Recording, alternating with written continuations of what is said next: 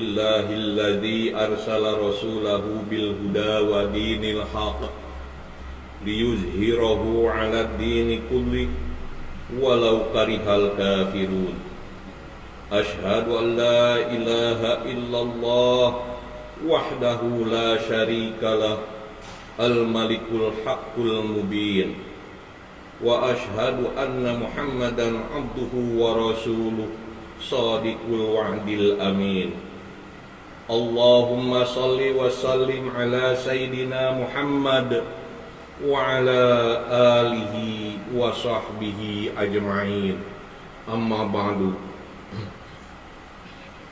Wa ya ibadallah, usikum wa nafsi bitaqwallah, faqad fazal muttaqun.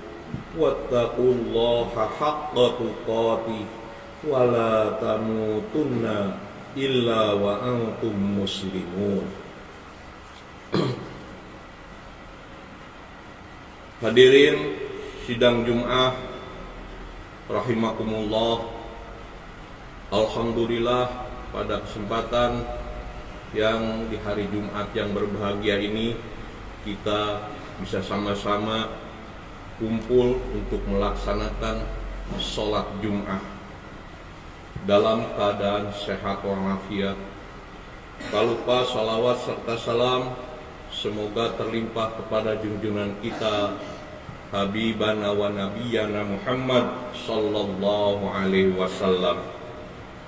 Saya selaku khatib pada kesempatan yang berbahagia ini berwasiat untuk diri saya dan untuk jamaah sekalian, marilah kita sama-sama untuk meningkatkan takwa kita kepada Allah dengan sebenar-benarnya takwa.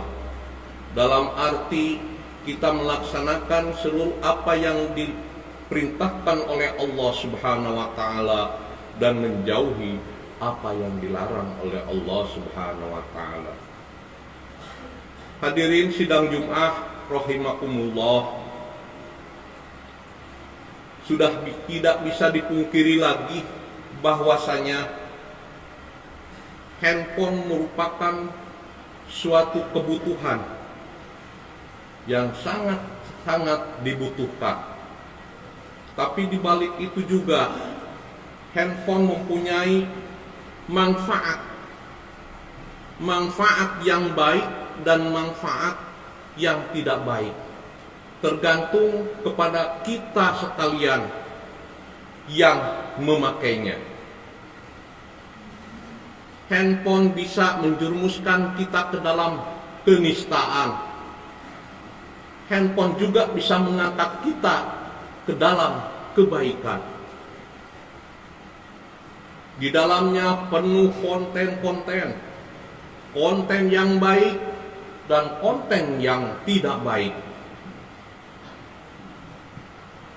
Saya yakin para jamaah di sini adalah merupakan sebagian besar adalah merupakan kaula muda, kaum milenial, dan semuanya mempunyai yang namanya handphone. Kita harus siap untuk mempergunakan handphone sebaik-baiknya, karena di dalamnya beribu-ribu konten, bahkan berjuta-juta konten, baik yang bagus maupun yang tidak baik. Seperti yang telah saya sampaikan tadi, bahwa handphone ini bisa merusak. Handphone ini kontennya bisa menjadi suatu kendala bagi kita semua selaku umat Islam.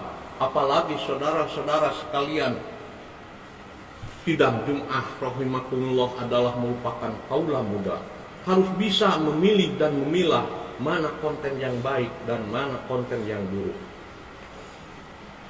Yang akan saya sampaikan pada kesempatan yang berbahagia ini adalah karena 75% dari jamaah Masjid An-Nabati ini adalah kaula muda, yang tentunya adalah sudah merupakan lepas daripada pengawasan orang tua, sudah bisa mendapatkan pendapatan sendiri, sudah bebas, perasaannya itu bebas, bagaikan burung terbang kemana saja hendak terbang, sudah semau gue.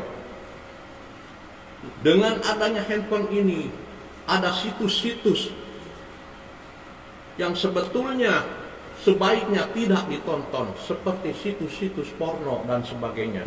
Itu akan mengakibatkan atau berakibat kepada perzinahan. Ini yang akan sampaikan pada kesempatan ini.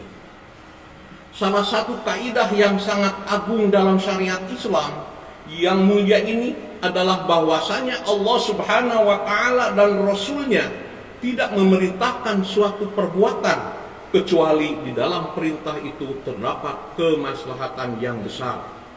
Begitu juga tidak melarang suatu perbuatan kecuali di dalam perbuatan itu terdapat banyak madarat.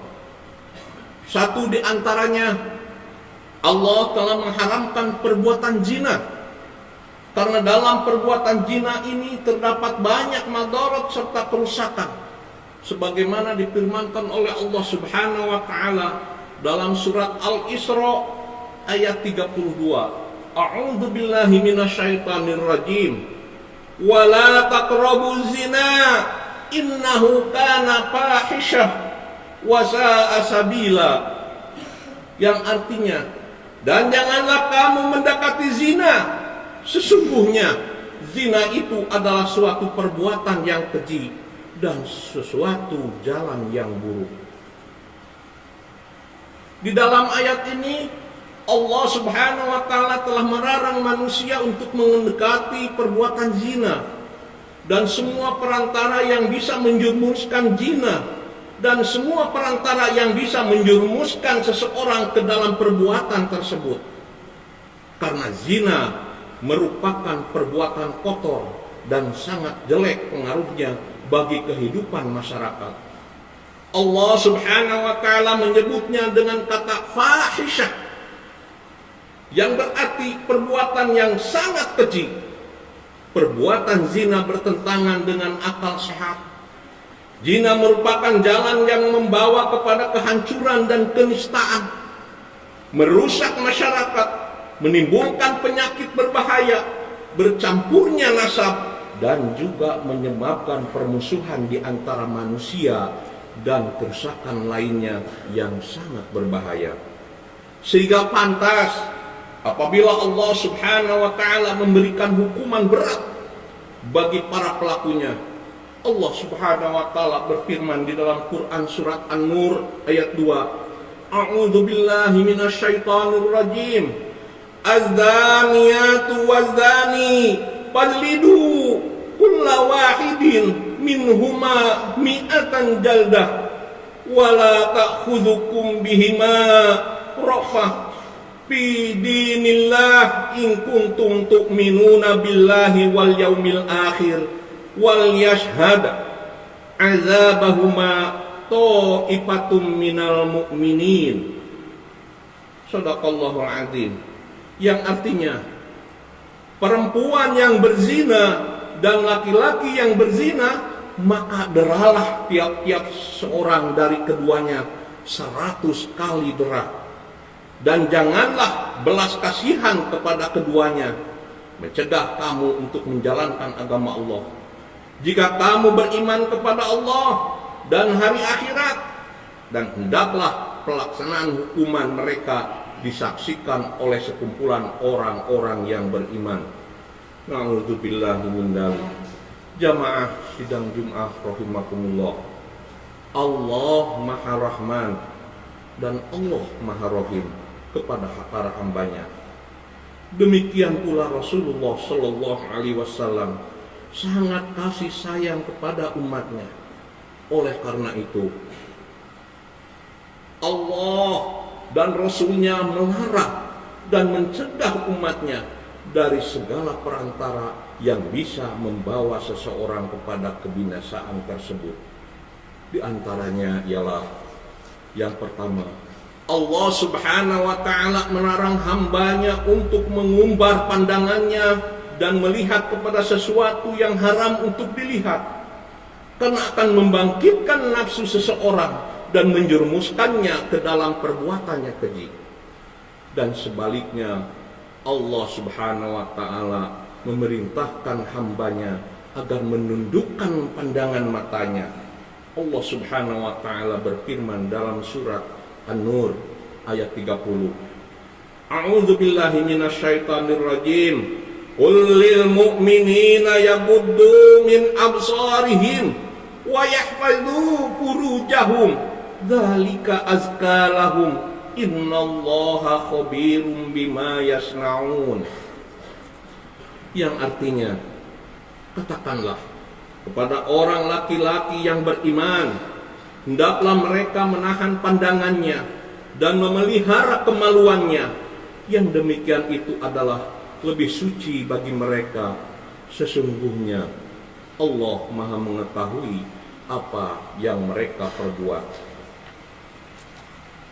Yang kedua, Islam melarang khalwat, yaitu berduaan antara laki-laki dan wanita yang bukan mahram. Sebagaimana Nabi Shallallahu Alaihi Wasallam telah bersabda, yang artinya tidaklah seorang laki-laki dan berdua-duaan dengan seorang wanita kecuali setanlah yang ketiganya. Hadirin sidang Jumat rahimakumullah, yang ketiga, Islam melarang wanita-wanita memperlihatkan auratnya karena dapat membangkitkan syahwat. Wanita-wanita yang mempertontonkan auratnya, sesungguhnya ia telah menjerumuskan dirinya dan orang lain kepada kehancuran. Bagaimana tidak? Seorang wanita yang membuka auratnya kemudian ia berjalan di hadapan laki-laki, tentu ini akan membangkitkan syahwat para laki-laki itu.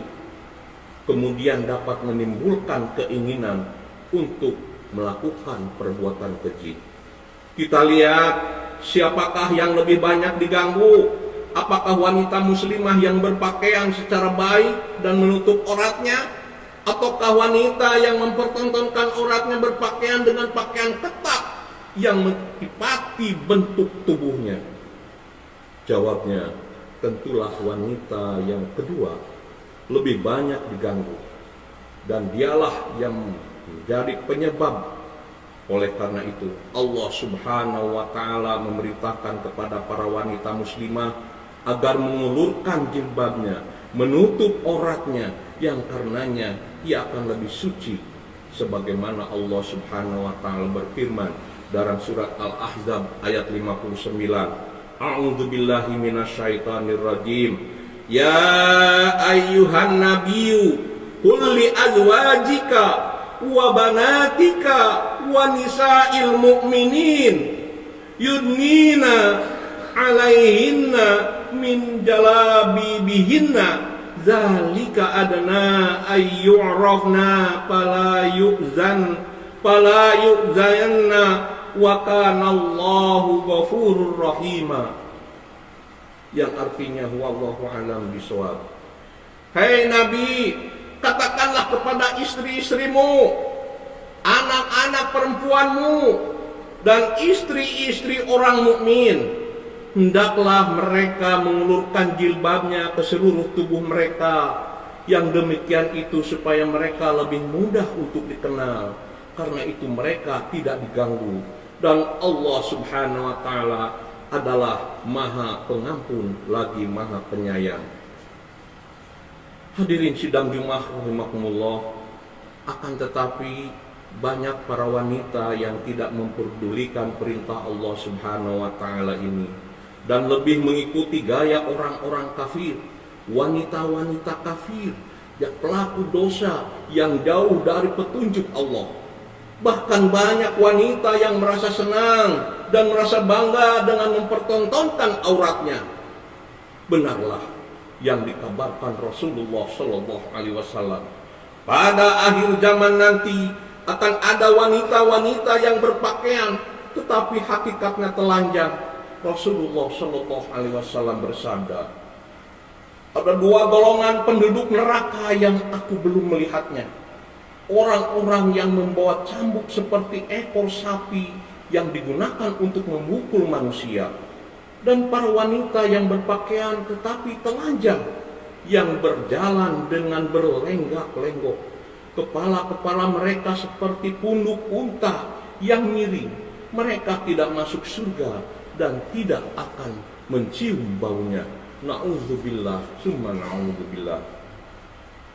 Artinya, mereka memakai pakaian tipis atau pakaian yang ketat dan pakaian yang menimbulkan fitnah bagi orang-orang yang melihatnya.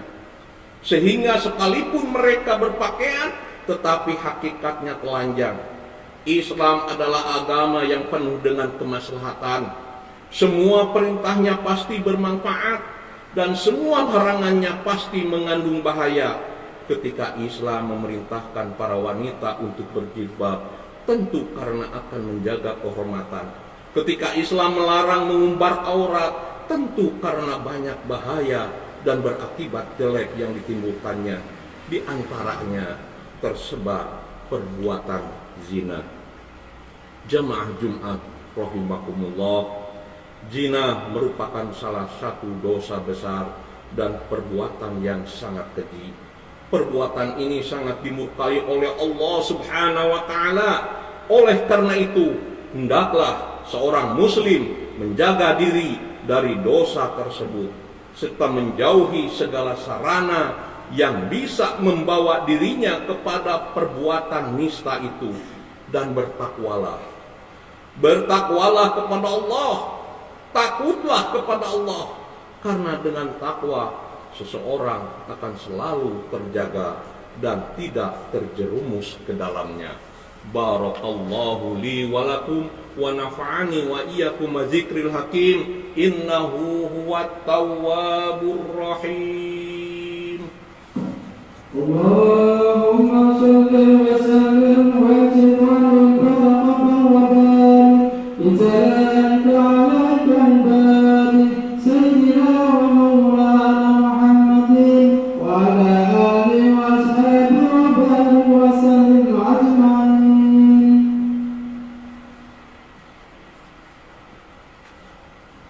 Alhamdulillah, alhamdulillahilladzi hamdan katsiran kama amar.